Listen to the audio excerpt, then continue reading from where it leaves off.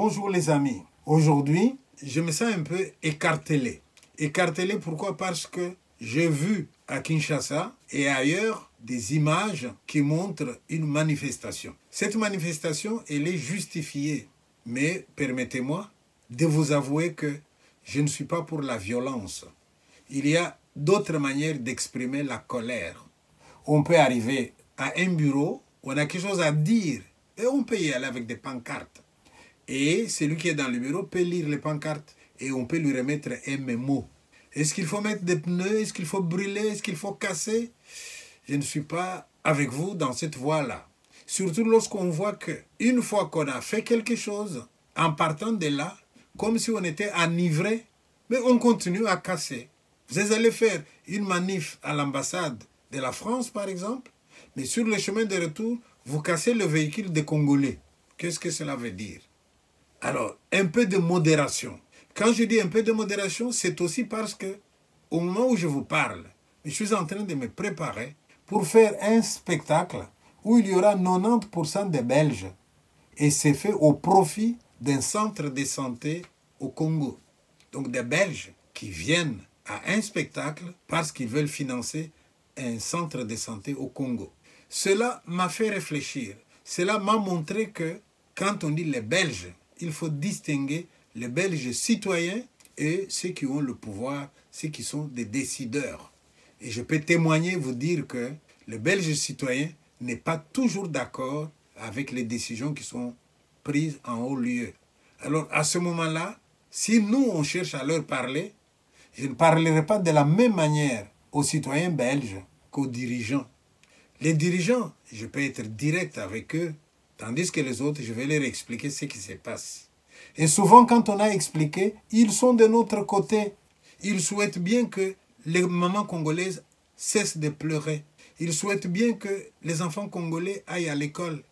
Ils souhaitent bien que le pays aille de l'avant. Je voudrais donc dire ceci, que un peu de modération dans la revendication, on peut se faire mieux entendre. Un peu de modération.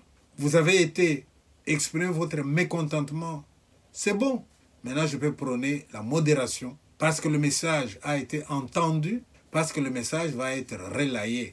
Et il va être relayé par d'autres moyens, dans des réunions, dans des vidéos, ou en parlant avec les Européens qui ont le pouvoir et qui peuvent quand même nous écouter.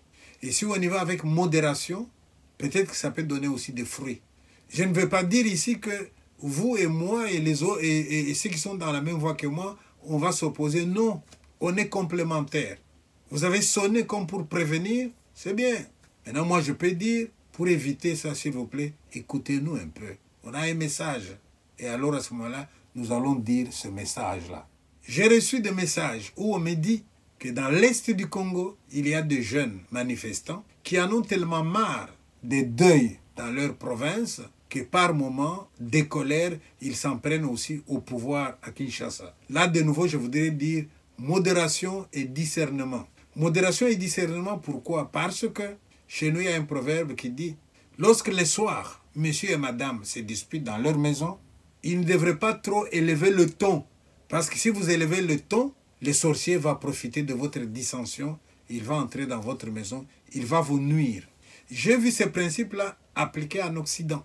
Vous avez les États-Unis d'Amérique et même les autres pays. Quand ils vont en guerre et qu'il y a élection, eh bien, on oublie momentanément les élections. On dit on ne peut pas changer de chef de guerre pendant la guerre.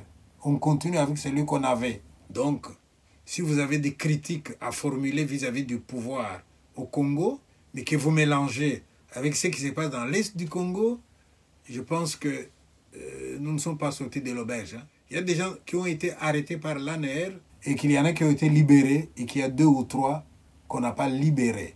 Et là, je voudrais dire au directeur de l'ANR, s'il vous plaît, monsieur, ces jeunes-là, si vous avez pris le temps de les écouter, peut-être qu'ils avaient exagéré dans leurs critiques, etc.